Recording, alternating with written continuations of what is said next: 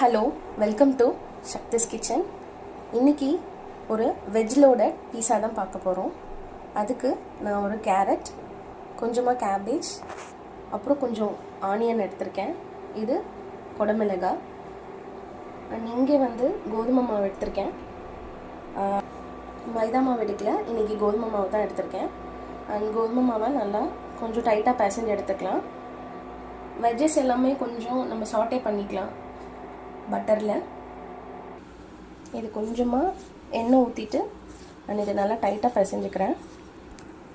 மாவோட மெஷர்மெண்ட் பார்த்திங்கன்னா ஒரு கப் இருக்கும். இது ஒரு கப்பு அப்படின்னும் போது நம்ம கண்டிப்பாக ஒரு பெரிய பீஸா பண்ணலாம். மாவு அது மாதிரி நல்லா டைட்டாக பிசைஞ்சிட்டேன். இப்போது ஒரு கடாயில் இதில் பட்டர் சேர்த்துக்கலாம். பட்டர் மெல்ட் ஆகிடுச்சு. காய்கறிலாம் ஆட் பண்ணிக்கலாம்.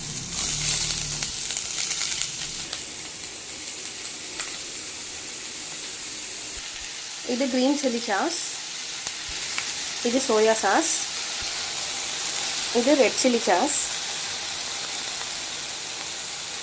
இன்னும் இதில் கொஞ்சமாக பட்டர் மட்டும் சேர்த்துக்கிறேன். சால்ட் எதுவுமே நான் சேர்க்கல. இதில் ஆக்சுவலாக எல்லா சாஸ்லேயுமே சால்ட் இருக்கும். ஸோ சால்ட் எதுவுமே நான் சேர்க்கல. நீங்கள் தேவைப்பட்டால் சேர்த்துக்கலாம். நான் தண்ணி எதுவுமே சேர்க்கல.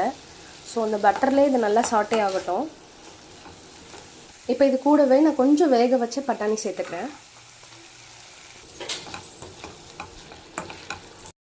இப்போது 10 to 15 minutes வரைக்கும் நல்லா குக் ஆயிடுச்சு. இப்போது ஸ்டவ் ஆஃப் பண்ணிடலாம்.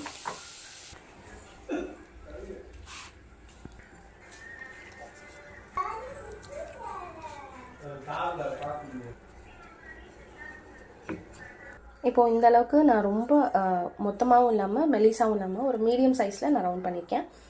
இப்போது பேனில் நம்ம அதை எடுத்துக்கலாம். போட்டு பேனில் இப்போது கொஞ்சமாக எண்ணெய் சேர்த்துருக்கேன். லைட்டாக 2 சைடுமே எண்ணெய் பண்ணிக்கலாம். அந்த மாதிரி ரொம்ப வேக வைக்க வேண்டாம்.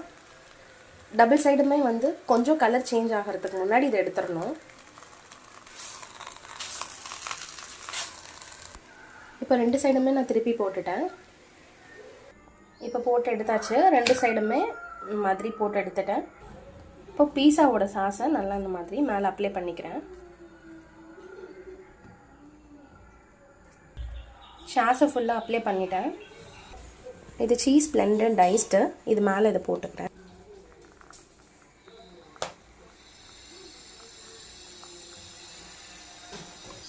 ஃபுல்லாக ஸ்ப்ரிங்கிள் பண்ணியாச்சு.